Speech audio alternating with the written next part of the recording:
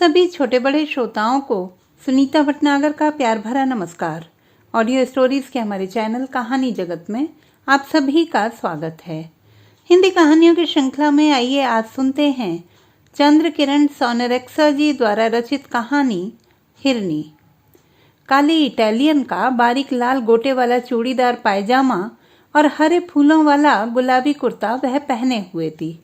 गोट लगी कुसुम्बी रंग की ओढ़नी के दोनों छोर बड़ी लापरवाही से कंधे के पीछे पड़े थे, जिससे कुर्ते के ढीलेपन में उसकी चौड़ी छाती और उभरे हुए उरोजों की पुष्ट गोलाई झलक रही थी।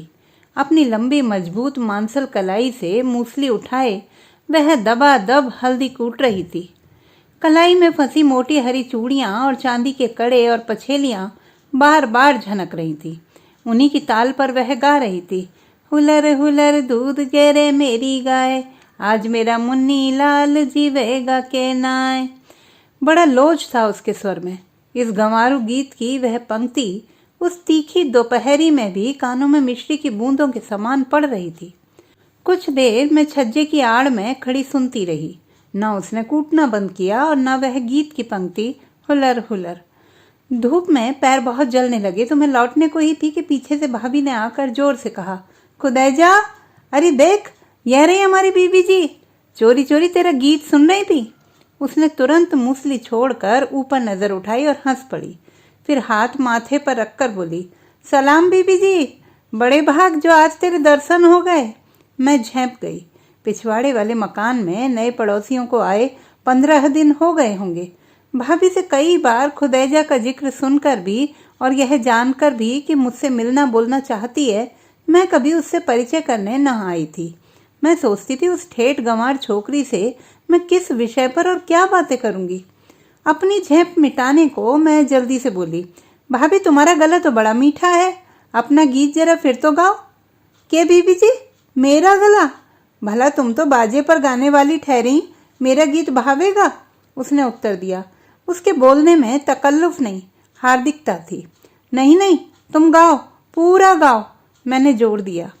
बिना दोबारा इसरार कराए वह गाने लगी उस धीमी मीठी आवाज में, हुलर हुलर दूध गेरे मेरी गाय, आज मेरा मुन्नी लाल जीवेगा के नाय, इसे सासू की नजर बुरी है मेरी माय, आज मेरा मुन्नी लाल जीवेगा के नाय।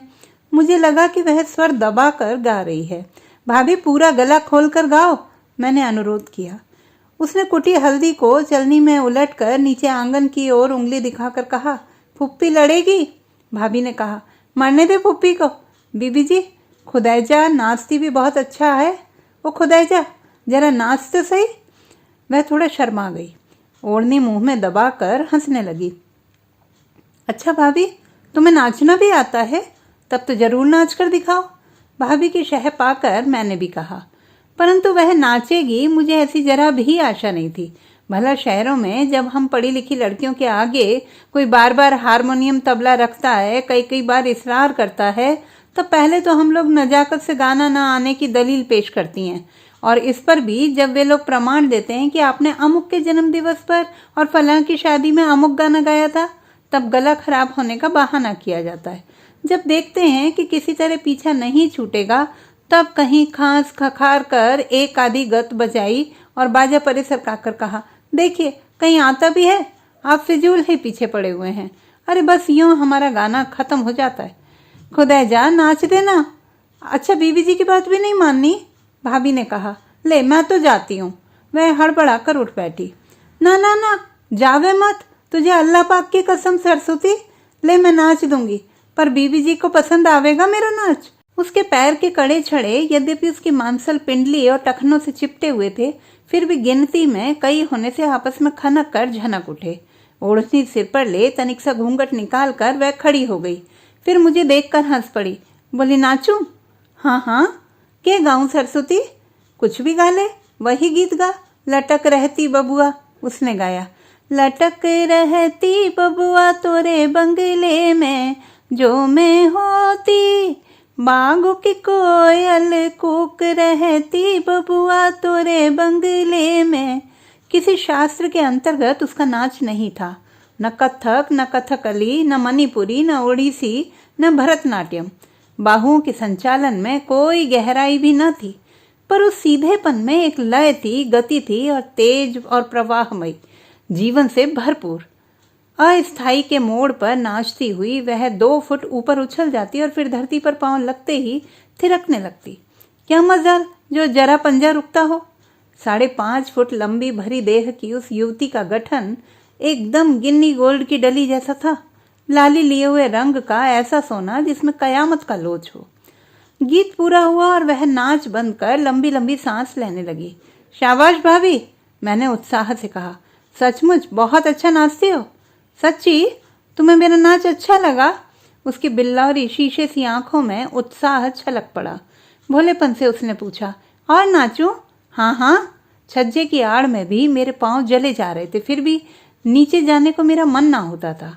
उसने दुपट्टे से मुंह का पसीना पोंछा और पैर से ठुमका लिया ही था कि नीचे से किसी ने धीमी पर तीखी क्रोध भरी आवाज में कहा, ओ घोड़ी, कूदना बंद कर दे, शफीक का अब्बा आ गया है। खुदैजा के पांव रुक गए, जैसे किसी तेज चाल से घूमते हुए लट्टू पर कोई अचानक हाथ रख दे। मुंह पर उदासी की छाया सी आ गई, किंतु भाभी से दृष्टि मिलते ही वह मुस्कुरा पड़ी और बोली, देखा मचने लगा ना शोर। फुप्पी का बस चले तो मुझे बक्स में बंद करके रखें। फिर होंठों में ही किसी गीत की कड़ी गुनगुनाती हुई वह ओढ़नी के पल्ले से मुंह पर हवा करने लगी। नीचे से सीढ़ियां चढ़ती हुई उसकी सास कहती आ रही थी, खुदैजा, तूने तो सारी हया शर्म घोलकर पी डाली। अरे तू क्या नटनी की धी है? कंजरियों की तरह हर वक्त गाती रहती है, बेहया कहीं की। खुदैजा चमक पड़ी।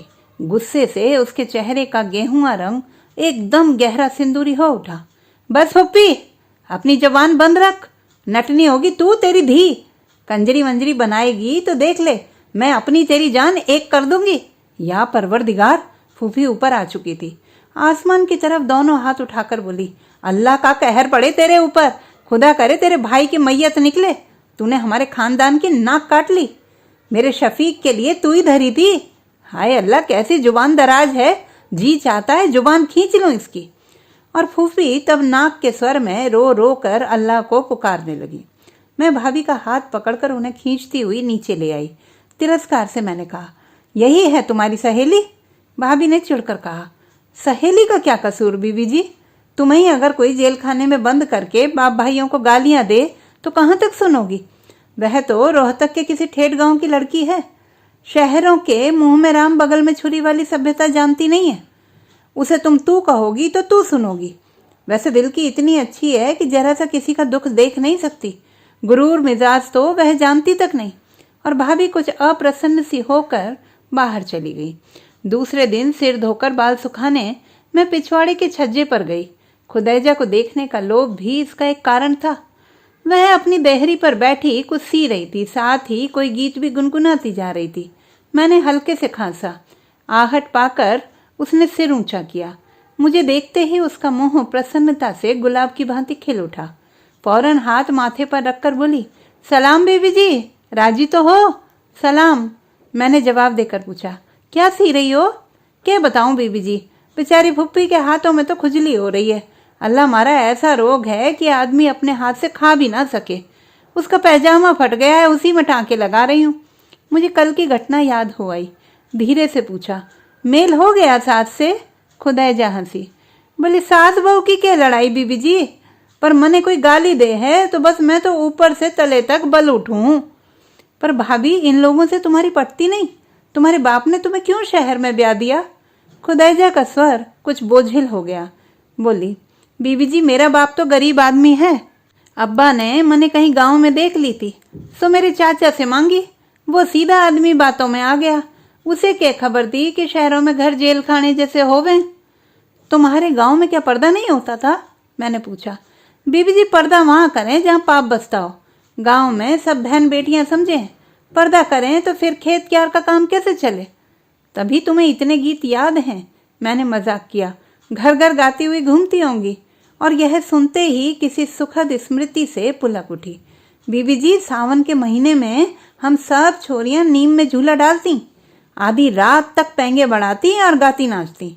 शादी ब्याह में रात रात भर चांदनी में नाच गाना होता। बहू बेटी गाती और बड़े बूढ़े चौपाल में सुना करते। बहुएं भी पर्दा नहीं करती थी। अरे के पर्दा, उसने ओढ़नी से मुंह ढककर कहा। ऐसे बस पर्दा हो गया, कोई बोलचाल का पर्दा होता है? घूंघट मार लिया और गाती रही। अच्छा, मैं चुप हो गई। सच है, हेड कांस्टेबल के बेटे की बहू पर बड़ा तरस आ रहा था। बेचारी बड़ी बुरी फंसी थी। बीबी जी एक गीत गाओ। गाओ, मैंने खुश होकर कहा और सब कुछ भूल अपने स्वर को पंचम तक पहुंचाकर उसने गाया।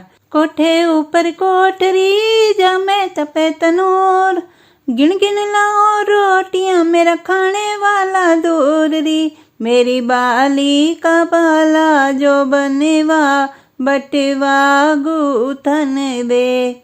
अरे खुदाई जा, नीचे से उसकी सास ने पुकारा। कमबख्त आने दे तेरे यार को, उसी से तुझे ठीक कराऊंगी। कल शफीक दौरे से लौट आए तब तेरी मरम्मत कराऊंगी। और फिर दोनों सास बहुओं में फिर ठन गई। दूसरे दिन मैं छत पर ना गई, परंतु तीसरे पहर भाभी ने जब नीचे आकर बताया कि खुदैजा छत पर बैठी रो रही है, उसके पति ने रात उसे लकड़ी से मारा था, तो मैं अपने को रोक ना सकी। ऊपर जाकर देखा, खुदैजा छत पर खपरेल तले खटोले पर पड़ी रो रही थी। भाभी, मैंने धीरे से उसे पुकारा। वह चमक कर उठ बैठी। मुझे देखकर अपनी आंसू भरी आंखों से ही हंस पड़ी। बड़ी उम्र बीबी जी, मैं तो तुम्हें ही याद कर रही थी। सलाम। सलाम का उत्तर देकर मैंने पूछा, रात क्या गुजरी? गुजरी के, उसने तपे हुए स्वर में कहा। तेरा भाई आया था, फूफी ने जाने के सिखा दिया, आते ही उसने लाठी पकड़ ली।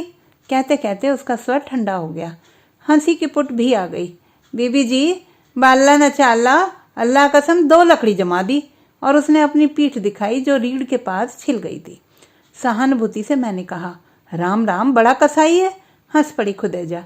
बोली, बीबी जी क्या बताऊं, मैंने दुनिया की शर्म खा गई कि लोग कहेंगे कि खसम को मारा, नहीं तो लकड़ी समेत टांगों में ऐसे दबा लेती, चूं करके रह जाता, सारी सिपाहीगिरी लिकड़ जाती। और उसने अपने पुष्ट हाथों से मरोड़ देने का अभिनय किया। खुदैजा की बातें छोड़कर जाने की इच्छा ना होती थी। जिस निष्कपट सरल भाव से वह बातें कर रही थी, उनके प्रभाव से मन मस्तिष्क पर एक नशा सा छा जाता था। आधी रात के सन्नाटे में भी उसके गले की मिठास कानों में गूंजती थी। काश उसे अगर कुछ दिन संगीत सिखाया जाता। अचानक मुझे ध्यान आया कि कहीं मुझसे बातें करने में वह गाना न सुनाने लगे तो फिर उस पर मार पड़े, इसलिए अभी आती हूँ कहकर मैं झटपट नीचे उतर गई। आते आते सुना कि वह पुकार कर कह रही थी, अल्लाह की कसम बीबी जी, जल्दी आइयो, जरा अपना बाजा भी उठा लाइयो, मैं भी देखूं कैसे बजे है। कई दिनों से मेरी भाभी बीमार थी और छोटी भतीजी कुसुम भी अचानक सर्दी खा गई और तेज बुखार हो गया। पास पड़ोस से स्त्रियां उन्हें देखने पूछने आती रहती थी। घर का काम सब मेरे ऊपर था, इसी से सैर करने जाना तो दूर, छत पर जाना भी नहीं हुआ। खुदैजा ने कई बार अपने नन्हे देवर को भेजकर बुलवाया कि तनिक देर को छत पर हो जाऊं, पर इच्छा होने पर भी न जा सकी। चिराग जले उसकी सास बुर्का ओढ़कर छोटे लड़के को साथ लेकर आई। लड़के द्वारा पहले पूछवा लिया था कि घर में कोई मर्द तो नहीं, तब बेचारी कमरे में घुसी। कैसी तबीयत है बहू? अब तो जरा ठीक हूँ, भाभी ने कहा। आइए बीबी जी, जरा कुर्सी दे जाना। सच मानो बहू, खुदैजा पर तो तुमने जादू कर दिया है। फूफी कुर्सी पर बैठकर बोली, जब से सुना है मछली सी तड़प रही है। वह मुर्दों तो बुर्का उठाए चली आ रही थी, मुश्किलों रोका। तुम जानो बहू, हम लोगों में हिंदुओं की तरह चादर बगल में दबाई और घर घर घूमने चलती है वाली बात तो होती नहीं। जो ऐसा करती हैं वे बदनाम हो जाती हैं। खैर, तुमसे तो अपनों जैसा मेल हो गया है, रात को लाऊंगी उसे भी। फूफी जी, जो बड़े बड़े अमीर उम्रा होते हैं उनकी लड़कियां तो हमारी ही तरह बाहर आती जाती हैं, भाभी दबे स्वर में बोली। आए तो उन लोगों पर, वह मुसलमान नहीं क्या जिसके पैर का नाखून भी किसी गैर मर्द ने देख लिया? शहरी तहजीब कायदा तो यही है। नीच कौमों और गंवारों की बात छोड़ दो। आगे बहस फिजूल थी। भाभी ने दूसरी बातें छेड़ दी। रात को 10 बजे खुदैजा आई, साथ में फूफी, दोनों देवर और नंदें भी थीं। आते ही भाभी के गले से लिपट गई, फिर मेरे से। कुसुम को तो छोड़ती ही ना थी। अरे मेरे मुन्नी लाल, तुझे किस सौकन की नजर लग गई?